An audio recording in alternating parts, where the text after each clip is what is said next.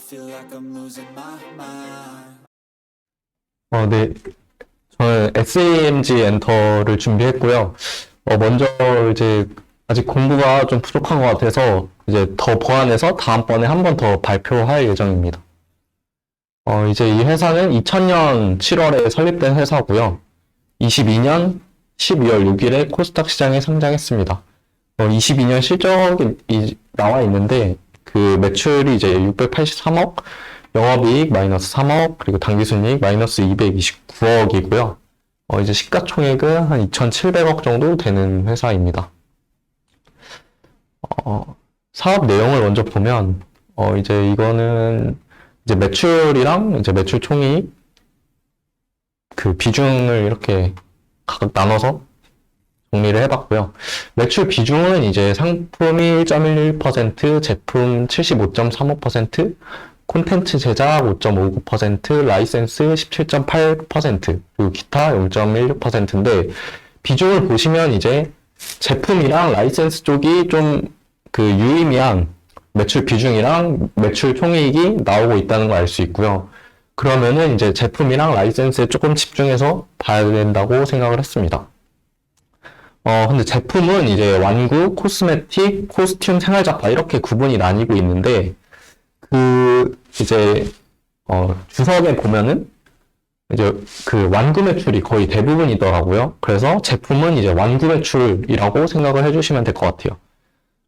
이 밑에는 이제 그 얘네가 주로 이제 주요 IP인 캐치 티니핑의 완구 제품인데, 그 IP별 매출 비중으로는 이제 상반기 기준으로는 68%라고 합니다. 그러니까 캐치 티니핑의 매출 비중이 좀 높고요. 얘네가 이제 좀 이제 그 아이를 키우는 사람들은 많이 이렇게 아실 텐데, 얘네가 이제 캐릭터의 종류가 되게 많아요. 그리고 가격도 보시면 좀 고가라서 이제 그 아이들이 이걸 원하니까 부모들이 이게 사주다 보면은 지갑이 좀 거덜난다는 그런 의미로 파산핑이라는 그런 별명이 있고요.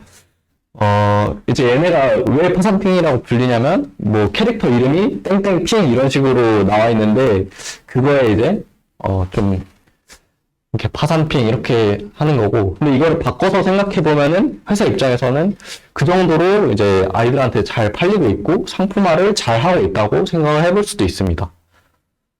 지역별 매출은 이제 한국이 85%고, 해외가 15% 정도로 아직은 이제 국내 매출이 큰데, 또 해외는 이제 아시아 지역이 좀 큽니다.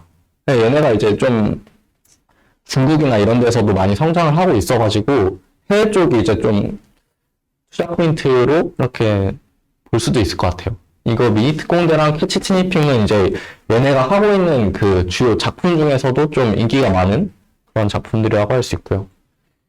다음은 이제 시장이랑 경쟁 상황인데, 이제 그 국내 애니메이션 산업은 이제 그 2010년대에 OTT 기업들이 등장하면서 좀 높은 성장률을 보이고 있고, 애니메이션 제작사도 원래는 이제 지상파 채널에 의존도가 좀 높았지만 그게 하락하고 다양한 미디어 플랫폼에 공급을 하면서 수익성을 좀 확보하고 있습니다. 그리고 특히 코로나19로 실내 생활 시간이 늘면서 그 OTT 시장이 급성장하면서 이제 애니메이션도 같이 성장을 하는 그런 상황이라고 할 수 있고요.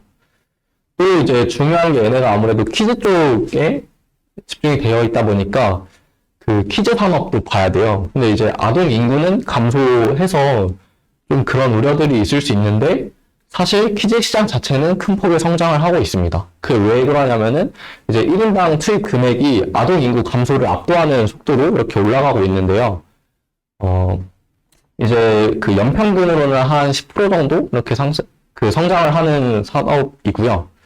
그러면 이제 반대로, 그 세부적으로 이제 국내 완구 산업을 좀 보면은 얘네는 이제 좀 생산액이 감소하고 있고,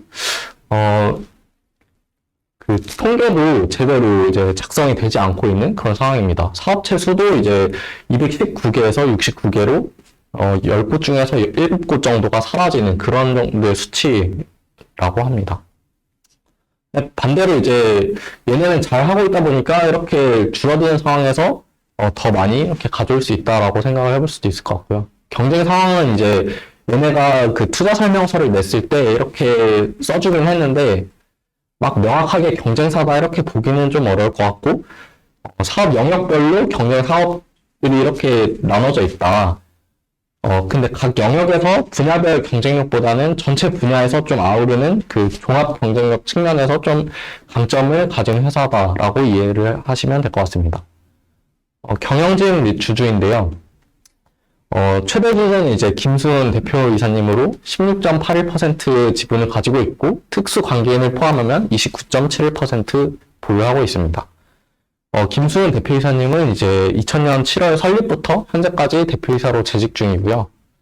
그 외에 이제 5% 이상 주주로는 뭐 델타 유니콘 투자조합이랑 NH뉴 그로스 사모투자합자회사 뭐 이런 게 있는데, 이제 델타 여기는 한 12% 정도는 파는 걸로 제가 알고 있습니다.